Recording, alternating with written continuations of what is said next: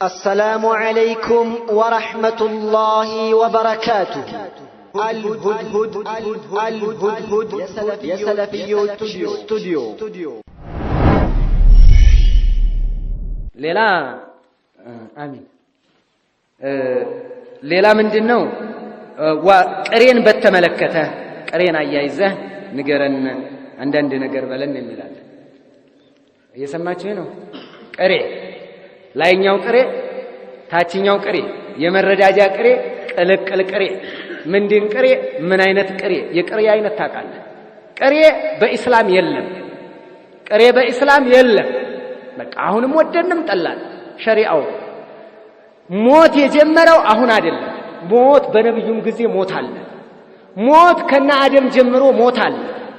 ሞት ድሮም በነኑህም ዘመን ነበረ። ሞት በነ ኢብራሂምም ዘመን ነበረ። ሞት በነብዩም ዘመን ነበረ። ሞት በነ ኢማሙ ሻፊዒ በነ ኢማሙ አህመድም ዘመን ነበረ። ሞት በነ ሸይኹል ኢስላም ኢብኑ ተይሚያም ዘመን ነበረ። ሞት የዛን ጊዜ ግን ቅሬ የለም። ቅሬ የለም። የመዲና ቅሬ፣ የመካ ቅሬ፣ የሻም ቅሬ፣ የፍልስጤም ቅሬ፣ የማንቅ የአውሶች ቅሬ፣ የኸዝረጆች ቅሬ፣ የሙሃጅሮች ቅሬ፣ የአንሷሮች ቅሬ የለም። አይታወቅም እንደዚህ አይነት ቅሬ። ሙስሊም ወንድምህ ከሞተ ቅበር በቃ ይሄ ለቅሬ ብለህ አረረረ ህዝባችን እኮ አንተ የቅሬ አደረጃጀት ነው። አደረጃጁን ካሳመርክለት ቅሬ ዳኛ፣ ጸሐፊ፣ ምክትል ቅሬ ዳኛ፣ ዋናው ቅሬ ዳኛ ከሌለው የሚተካ እንደዛ አይነት ካደረግነው ለቅሬው ደብተር ካለው ስም ዝርዝር ካለ ቀብር ላይ አይቀርም። ሰውዬው የሚመጣው አጅር ለማግኘት ሳይሆን ቅጣቷን ፈርቶ ነው ማለት ነው። ሙኻለፋ አይደል? ይሄ ሙኻለፋ አይደል? ሲቆፍር በየት በኩል ሆኖ ይቆፍራል? አይ ብዙ አጋጣሚ ስላየሁ ነው። ወላሂ ብዙ አጋጣሚ ስላየሁ ነው። የሚገርመው ማለት ነው በቅሬ ዳኛው ደብተሩን በያዘው በኩል አቴንዳንስ ይያዛል። በሷ አጠገብ ያልፋል። ምን እንድለት መጥቷል እንዴ? እስኪ ፊቴን ላስመታና ልምጣ ይላል። ፊቱን ለማስመታት ይሄ አሁን በቢድዓ ጥፊ አጠናግሮ ይለቀዋል። አዎ ይሄ ነው፣ ሌላ ትርፍ የለው። ይሄ ቅሬ ነብዩ አለይሂ ሰላቱ ወሰላም አስተምረዋል። ሷሃባ ቀብረዋል። አንተኛ ከኛ በላይ እኮ ሰው ይሞት ነበር ብዛት፣ በዛን ሰዓት ብዛት። ምን ጂሃድ ላይ ናቸው። በቀን ውስጥ 20 ሰው 30 ሰው ሊሞትባቸው ይችላል። 7 ሰው 8 ሰው 10 ሰው ይሞትባቸዋል። ግን የላይኛው ቅሬ የታችኛው ቅሬ የሚባል የለም። በቃ ወንድምህ ሞታው ሐቁል ሙስሊሚ ዐለል ሙስሊም ስድስት ሙስሊም ለሙስሊም ሐቅ አለው። አዎ ምን ልታረ? አንደኛ ስታገኘው ሰላምታ ልትቀራለህ። ሁለተኛ ሲጠራህ መልስ ልትሰጥ። ሶስተኛ ኢዘስተንሳሐከ ፈንሳህ፣ ምክር ሲጠይቅህ ምከረው።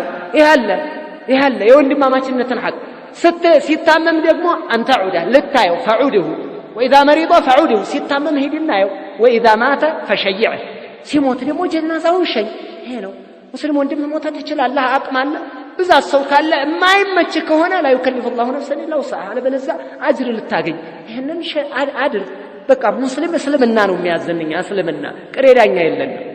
ቅሬ ዳኛ ፈርተን የምንሄድበት ነገር አጅር ለማግኘት የወንድምን ሐቅ ለመጠበቅ የሙስሊም ወንድምን ሐቅ ለመጠበቅ ሙሐመድ ሞተ፣ ሙሐመድን ልቀብር እሄዳለሁ። ቢሞት እንኳን እሱ ባያየኝም ወንድሜ ነው። ኢዛ ማተ ፈሸይዕ ጀናዘተ ብለዋል ነቢ ዓለይሂ ሰላቱ ወሰላም። ጀናዛውን ሸኝ ብለዋል። አጅር ለማግኘት እሄዳለሁ። ይሄ ነው መሆን ያለበት። ተግባባን አይደል? ይሄ ራሱ መዋቅሩን ይጠብቅልሃል እኮ ሸሪዓው። ቅሬ ዳኛ መረጥም አይልም።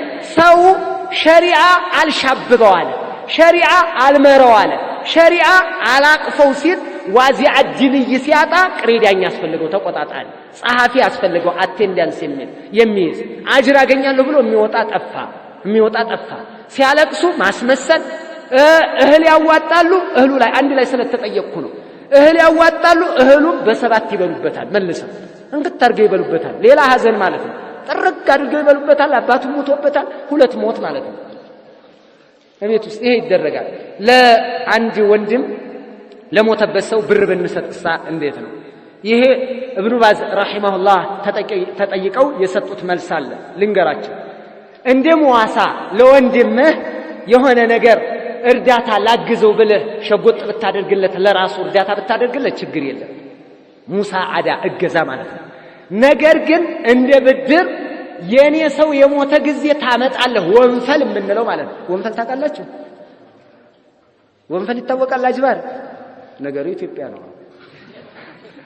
ለወንፈል አባቱ ሲሞት ትሰጠዋለህ 20 ብር አባቱ ሲሞት ያችን 20 ብር ይዞ ይመጣል መዝገብ አለ ራሱ 15 ብታደርጋ ሲነዘንዙህ ነው የሚኖሩት 20 ሰጥቼው እንዴት 15 አደረጋል ይሄ ሰውዬ ይላል ባህሉ ነው በቃ ለዚህ ነው አይቻልም ይሄ አይቻልም ይሄ አይፈቀድም በጎን ለሙሳዓዳ ብለህ ብትረዳ ምንም አይደለም ብታግዘው በጎን አደጋ መጥቶበታል ምግብ ብትረዳውም አይከለከልም ያው እስነዑ ለአሊ ጃዕፈር طعاما قد اتاهم ما يشغلهم የሚል የነብዩ አለይሂ ሰላቱ ወሰለም ሐዲስ አለ ብዙዎች ضعيف የሚሉት አሉ ወላኪን ከፊሎች ደግሞ ሶሒህ ያደርጉታል استدلال ያደርጉታል ይሄን ምግብ ልሰጥ ትችላለህ ምግብ ግን መብላት የምትችለው እንግዳ ከሆንክ በእንግድነት የማትችል ከሆነ በዛ አይነት መልክ ልታደርግ ትችላለህ ማለት ነው አለበለዚያ ምግብ መደገስ እሱ ቤት ይሄንን አደጋ እንቆጥረው ነበር ምን ያሃ የሚል ስላለ